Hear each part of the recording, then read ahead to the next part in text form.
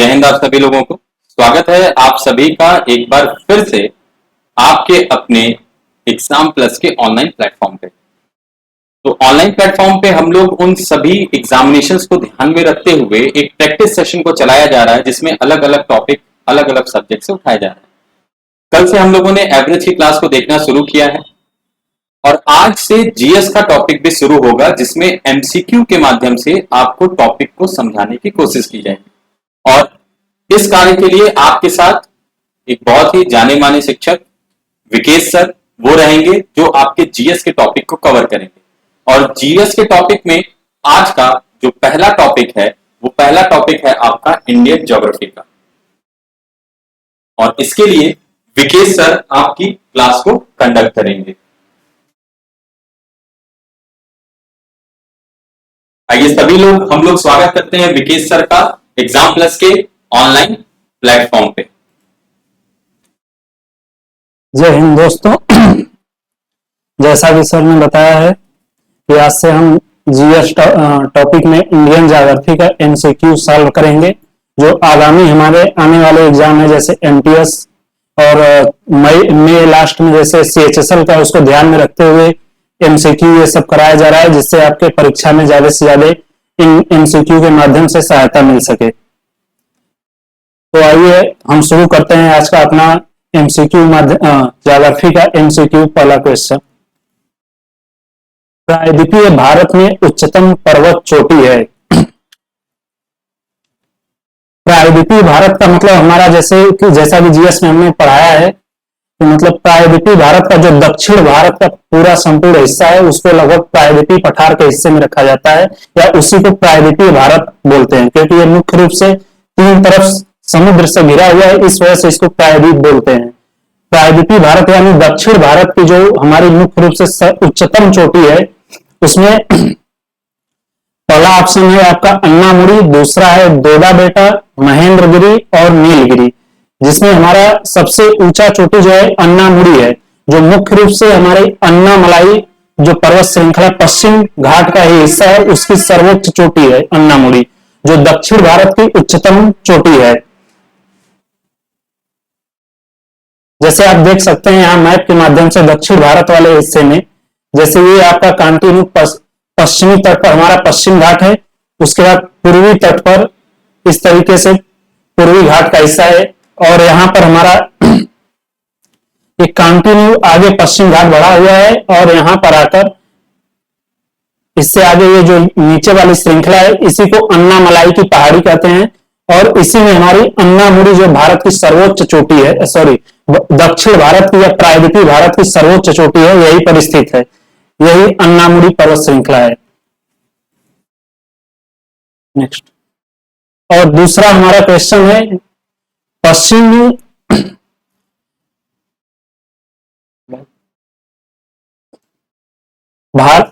पश्चिमी एवं पूर्वी घाटों का मिलन कहां पर होता है। जैसा पिछले क्वेश्चन में हमने आपको बताया कि जो पश्चिमी घाट और पूर्वी घाट हैं वो मुख्य रूप से आकर नीलगिरी की जो पहाड़ी हमारी तमिलनाडु में स्थित है जो पश्चिमी घाट का ही हिस्सा है, वहीं पर ये दोनों पहाड़ियां आकर वहीं पर ये दोनों पहाड़ियां नीलगिरी की जो पहाड़ी है उसी के पास पूर्वी घाट और पश्चिमी घाट आकर मिलते हैं जो तमिलनाडु में मुख्य रूप से स्थित है।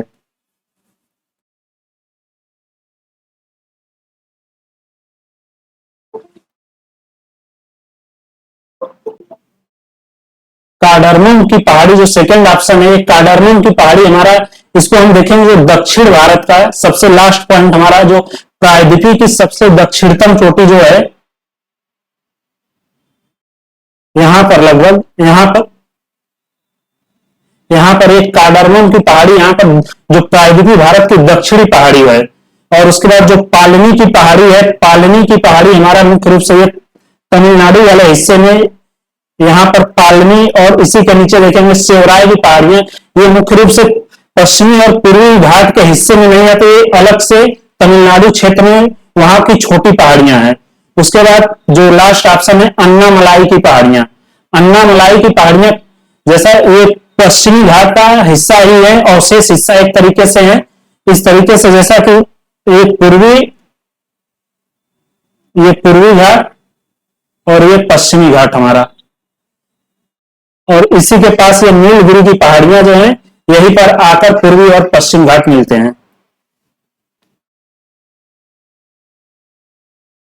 नेक्स्ट क्वेश्चन हमारा है, भारत में पश्चिमी तट के उत्तरी भाग को क्या कहते हैं?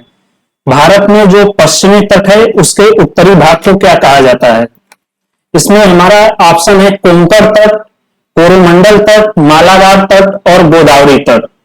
तो जो हमारा पश्चिम तट का उत्तरी भाग है उसको हम मुख्य रूप से कोंकण तट के नाम से जानते हैं। जैसा कि आपको मैप में दिखाया गया है, जो कोंकण तट हमारा है ये गुजरात से शुरू होकर लगभग ये आता है आपका यहाँ गोवा के पास तक। जो गोवा से और गुजरात का पश्चिमी तट का हिस्सा जो अरब सागर से लगता है इसको हम कोंकण तट कहते हैं। और उसके नीचे आएंगे जो गोवा के बाद, गोवा से शुरू होकर नीचे हम लगभग आ जाते हैं यहाँ तमिलनाडु के पास तक नीचे।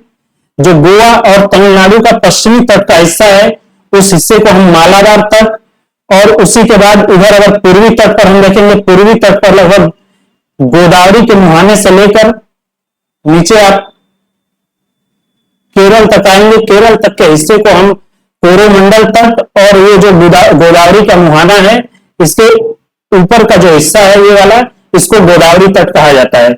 इस क्वेश्चन में जैसा है पश्चिम तट के उत्तरी भाग को हम क्या कहते हैं?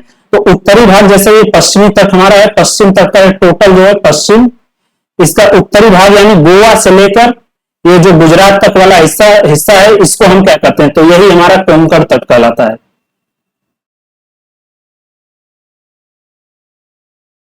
अगला क्वेश्चन है, निम्नलिखित में से कौन से राज्य आपस में मिलकर 7 बहनों या 7 स्टेट के नाम से जाना जाता है? जैसा कि हमारा पूर्वी भारत में जो मुख्य रूप से 7 राज्य हैं उन 7 राज्यों को 7 सिस्टर या 7 बहनों या 7 स्टेट के भी नाम से जाना जाता है।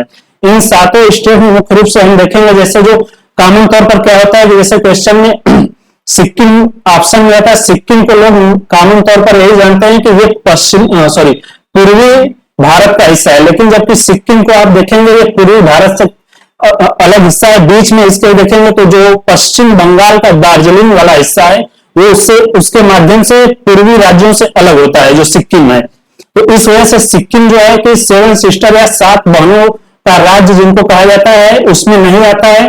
उस वाले में मुख्य रूप से हमारा त्रिपुरा, मेघालय, असम, अरुणाचल प्रदेश, नागालैंड, मणिपुर और मिजोरम, ये 7 राज्य आते हैं। इस प्रकार से इस वाले क्वेश्चन में आपका जो ऑप्शन सही है वो ऑप्शन ए सही है।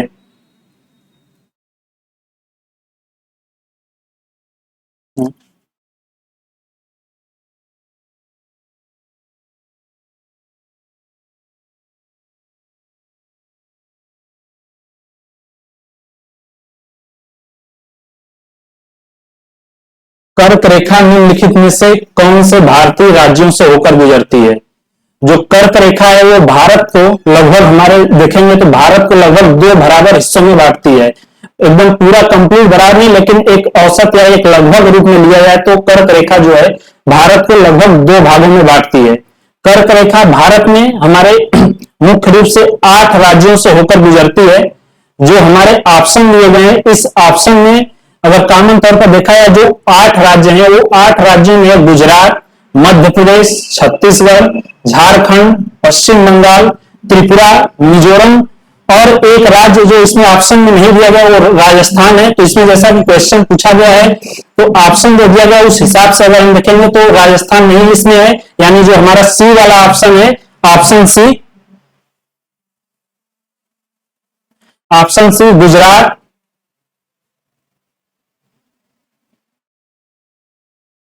मध्य प्रदेश, छत्तीसगढ़, झारखंड, पश्चिम बंगाल, त्रिपुरा और मिजोरम वाला जो हमारा हिस्सा है यानी यही ऑप्शन सी है सही, जो जिनके मध्य से कर्क रेखा होकर गुजरती है।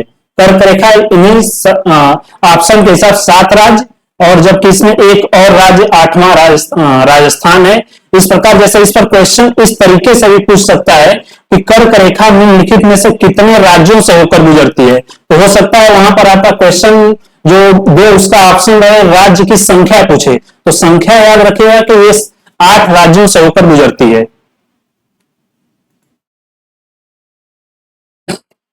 अगला क्वेश्चन है, नंदा देवी चोटी किस राज्य में स्थित है?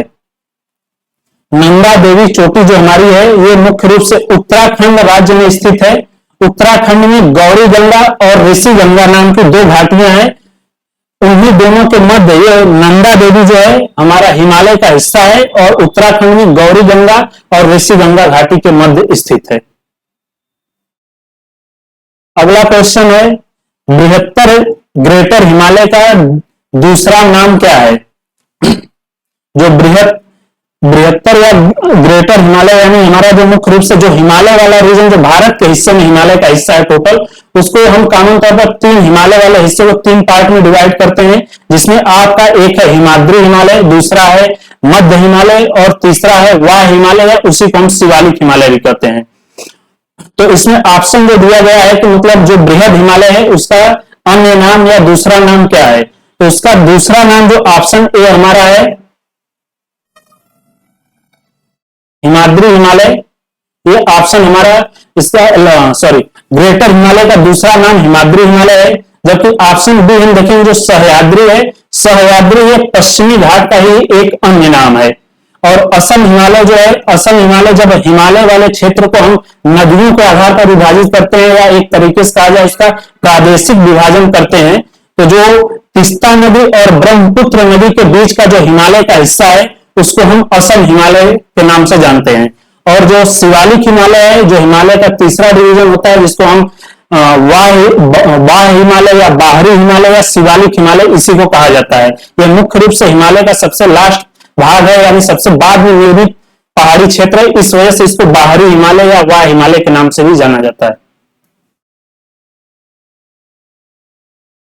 अगला क्वेश्चन है, नागार्जुन सागर परियोजना किस नदी पर बना है? या नागार्जुन सागर परियोजना किस नदी पर बना है, इस क्वेश्चन में पूछा गया है। तो नागार्जुन सागर जो है ये पहले हमारा देखा जाएगा आंध्र प्रदेश का विभाजन नहीं हुआ था, तो इसके पहले ये आंध्र प्रदेश में कृष्णा नदी जो ऑप्शन सी है कृष्णा नदी पर यह था। वर्तमान समय में यह नागार्जुन सागर परियोजना जो है आंध्र प्रदेश को दो राज्यों में बांट दिया गया, जिसमें एक आंध्र प्रदेश और एक तेलंगाना नया राज्य बनाया गया 2 जून 2014 को। तो वर्तमान समय में कृष्णा नदी पर ये तेलंगाना राज्य में है, क्योंकि मतलब अभी तेलंगाना राज्य पिछले 6-7 साल पहले बना है, तो इस वजह से इसमें क्वेश्चन ज्यादातर पूछे जाने की संभावना ये रहती है कि नागार्जुन सागर परियोजना का आपसे लोकेशन पूछ सकता है, क्योंकि पहले ये आंध्र प्रदेश राज्य में था, वर्तमान समय में तेलंगाना राज्य में है। तो राज्य का नाम आप याद रखिएगा कि ये वर्तमान समय में तेलंगाना राज्य में कृष्णा नदी पर स्थित है। अगला क्वेश्चन हमारा है, कंचनजंगा किस राज्य में स्थित है? कंचनजंगा जो मुख्य रूप से ये हमारा हिमालय का ही हिस्सा है। कंचनजंगा जो है कि सिक्किम, हिमालय का जो सिक्किम वाला एरिया है, सिक्किम राज्य में स्थित है। कंचनजंगा को कानून तौर पर देखा जाए अगर क्वेश्चन, इस पर कई तरीके से क्वेश्चन पूछे जाते हैं कि कंचनजंगा किस राज्य में है या भारत की जो सर्वोच्च निर्विवादित चोटी है। जैसे कानून तौर देखेंगे भारत की सर्वोच्च चोटी जो गार्डविन, ऑस्टिन या केटू उसी को बोलते हैं, वो भी हिमालय का हिस्सा है, लेकिन वो वर्तमान समय में जो पाक अधिकृत कश्मीर या पीओके जिसको बोलते हैं उसमें स्थित है। तो अगर क्वेश्चन है कि भारत की सर्वोच्च चोटी, तो आप केटू को टिक करिए। और अगर पूछे क्वेश्चन इस प्रकार से कि भारत की सर्वोच्च निर्विवादित चोटी, क्योंकि पीओके वाला जो हिस्सा है वो कहीं न कहीं भारत और पाकिस्तान का विवादित क्षेत्र है, उस वजह से अगर क्वेश्चन का पैटर्न ये रहे कि निर्विवादित भारत की सबसे ऊंची चोटी, तो आपका कंचनजंगा सर्वोच्च चोटी है जो कि सिक्किम राज्य में स्थित है।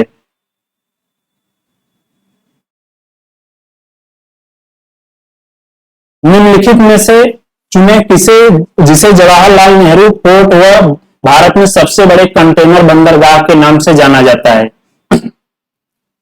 जो भारत में जवाहरलाल नेहरू पोर्ट है वो हमारा मतलब नाहवा सेवा का दूसरा अन्य नाम है, या तो फिलहाल में उसका नाम चेंज किया गया है, उसी को नाहवा सेवा को ही जवाहरलाल नेहरू पोर्ट या बंदरगाह नया नाम दिया गया है। यह मुख्य रूप से नाहवा सेवा जो बंदरगाह है इसका निर्माण मुख्य रूप से जो मुंबई बंदरगाह था उस पर बढ़ते हुए लोड को कम करने या जो भार उस पर बहुत ज्यादा बढ़ रहा था उसके लोड को कम करने के लिए नए बंदरगाह नाहवा सेवा का निर्माण किया गया, जो वर्तमान समय में मुंबई या महाराष्ट्र में स्थित है। इसमें जो पहला ऑप्शन अन्नौर है, या इसी को कामराज बंदरगाह भी कहते हैं, जो कि मतलब अन्नौर का नया नाम 2014 में यहाँ के पूर्व मंत्री के कामराज के नाम पर कामराज बंदरगाह कर दिया गया। और जो कांडला बंदरगाह ये हमारा गुजरात में स्थित है, कांडला बंदरगाह का जो नया नाम कर दिया गया है वो दीनदयाल बंदरगाह इसका नया नाम है, और चेन्नई तमिलनाडु में स्थित है। यह सबसे बड़ा कृत्रिम बंदरगाह है। इन चारों में मुख्य रूप से आप यही याद रखिएगा, ऑप्शन बी, ए और सी, ए बी सी, ये तीनों ऑप्शन जो तीनों बंदरगाह हैं इनका नाम चेंज किया गया है। तो नाम चेंज होने की वजह से हो सकता है इनका पुराना और नए नाम को ऑप्शन बनाकर इस तरीके से भी आपका क्वेश्चन आ सकता है। इसमें जवाहरलाल नेहरू पोर्ट और भारत में सबसे बड़े कंटेनर बंदरगाह के रूप में आपका नाहवा सेवा को जाना जाता है।